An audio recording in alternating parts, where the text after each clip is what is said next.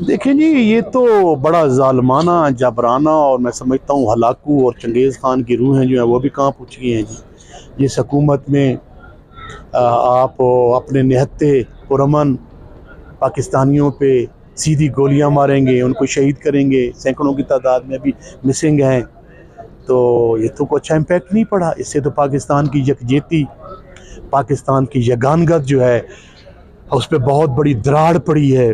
तो मैं समझता हूँ कि उसके बावजूद इन्होंने यकजहती के लिए और एक डोमिसाइल और एक जो है शनाख्ती कार्ड पे बुनियाद पे ये लोगों को अरेस्ट कर रहे हैं, गिरफ्तार कर रहे हैं और जो माजी के झूठे मुकदमों में भी फंसा रहे हैं, बड़ा अफसोसनाक बात है। खैबर पख्तूनख्वा में परवेज खट्टर को नून लीग में शामिल करवाकर कोई मुशीर बनाने की अफवाहें। नहीं जी, वो मेरे बुजुर्ग हैं, काबिल एहतराम हैं, हम कुलीग हैं, उसका एहतराम करते हैं। वो चले हुए कारतूस हैं, उनकी सियासी साख जो है वो ज़ीरो हो चुकी है।